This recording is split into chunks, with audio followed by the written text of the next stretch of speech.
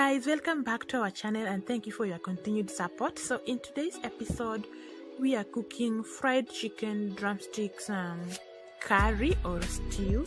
So all you need are the chicken drumsticks, which after washing it or if you need to defrost it first, you marinate it the way you want it, and then after that put them in a clean bowl after all the processes you need to do.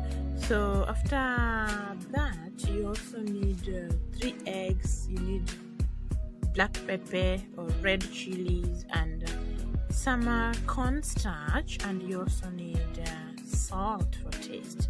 So just break your eggs into a bowl. In this case I used 3 eggs. So after breaking your eggs into a bowl, you need to add your red peppers or hot peppers. You add salt into the mix. You can add some black pepper too if you choose to. Then after that mix it very well and take the pieces of the drumsticks you had marinated and set aside into the bowl and try to dip them into your egg mix. So take one piece at a time, and it's like you are giving them a bath inside your egg. You mixed with pepper, you have salt there, you have black pepper and hot ones too. So the cornstarch, we will only use it after you have dipped your drumstick piece into the egg mix.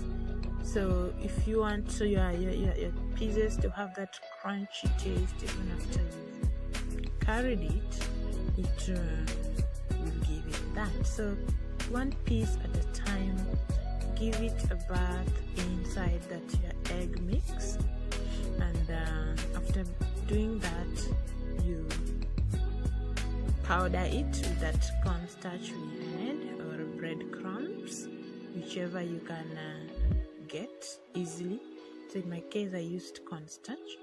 So after that you take the next piece, you repeat the process, you dip them inside your egg mix very well until every part of it is covered.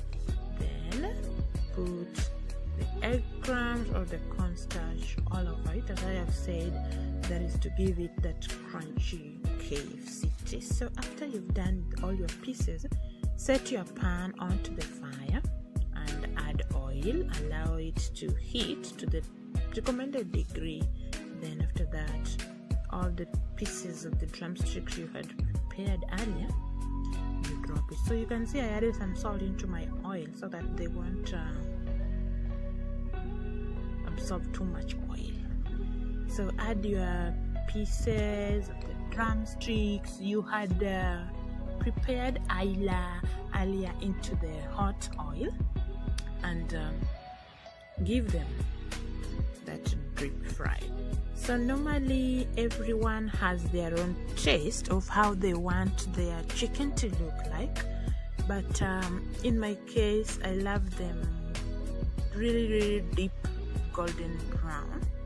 So wait until they are very well cooked in the oil and turn them if need be. So my own, as I have said, you see I love them that way, golden brown, and the egg mix also gave them that deep golden brown, plus the breadcrumbs or the corn flour or the starch. So after you are done with the first batch, you add the remaining if you are left with. So I had some 4 pieces left because of the size of my pot. I couldn't put everything inside, so also deep fry them, allow them to cook very well so that they get that deep golden brown color. So golden brown shows that they have cooked very well. So my drumsticks have been fried, they are ready for for the stew or the curry. So here I have blended red onions. Apart from that, I have tomatoes, fresh ones, also blended smoothly. Then I have green bell peppers too in my ingredients. Then I have coriander sliced. Then I have garlic. I also sliced this. It's ready for our stew. And I have ginger lastly. And of course our fried chicken drumsticks. And apart from that, I have something for seasoning. I have Royco mchuzi mix. And I also have turmeric spice. All my meals I have to put turmeric spice. So I also have Royco mchuzi cubes, that small one you see there. So that is all in our ingredients. So after all that, oil your pan again and add in your spices. I started with green bell peppers and allow it to cook. After that, add your ginger plus garlic onto the oil and turn it until it cooks very well, until golden brown in color. So I've not added my blended onions yet, so it's time to add it when the other ones are ready. So add it to the mix of garlic and ginger and bell peppers. So add your onions and turn it very well so that it will get to cook, because they were raw, which I just blended. So when everything is ready, the onion and the mix of other spices have cooked, so the instincts will show you that the onion is ready. So you need to add the next ingredient in our tray. So I can see my onions are golden brown already. So I will need to take the blended tomatoes and add it into the mix. So our mix has blended onions, green peppers or green bell peppers. We also had ginger, sliced garlic. So after that, you mix your stew very well and allow them to cook for some few minutes and add your turmeric spice. So I added like 2 teaspoons of that. So that one will also depend on the quantity of food you are preparing and how you want your stew to taste.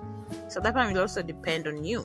So in the quantity I'm making, I added 2 spoons of turmeric spice into our stew. So you need to do that while it is still on fire. Don't do anything with it. Let it cook while you add your spices. Then I add 1 teaspoon of salt for taste. Obviously, without salt, the food will be tasteless. So remember, I also had some seasoning there, Royco mchuzi mix. So it's time to add our Royco beef spicy flavor. I added that and mix it very well. Remember, our chicken have been deep fried already. They are almost ready for eating. So if you like, I made sure they are ready. So after adding all the spices, it's time to drop in our crispy fried drumsticks into the boiling stew. So you can see I'm dropping them in so that they will cook inside the stew, so that they will absorb all our ingredients and get the taste of our stew. So allow it to cook very well and cover it for some few minutes. So after that, now is the time to add our Royco. Normally you do it last minute. So our Royco mchuzi mix, you can't add it in powdered form. You have to mix it with water, then add it, because that one will prevent it from misbehaving. Normally if you add it in powdery form, it will turn out horrible. So I've added that. After adding them, you mix everything very well and allow your stew to simmer for some 5 to 10 minutes so that all the spices will get into the food. So I have also cubes, Royco cubes for seasoning. I will add 1. It's called the knorr beef. it's in a cube form, so you can just turn it by hands and the powder will drop in. There is no problem here. This one you don't need to add water into it. So after that, you turn your stew. Our stew is almost ready. In the next 3 minutes it will be ready for serving. So allow it to simmer to cover it for 1 to 2 minutes, and let's see how it turns out. Yummy, right? Sorry. So our stew is typically ready. So you can eat it with anything. You can eat it with rice, with be it pishori or basmati or jollof Nigerian rice. You can also eat it with ugali or. Now I'm sprinkling on the coriander or the dhania or the cilantro. So I had sliced earlier. So that one you only put it last minute, so since it can also be eaten raw. So for you to enjoy all the benefits of cilantros or coriander leaves or dhania, you need to put it in very last minute. It doesn't need to cook. So our stew is ready. As I was saying, you can eat it with rice, you can eat it with tacos or chapatis or pasta, or even the Kenyan delicacy ugali. Or you can eat it with matoke or green bananas cooked.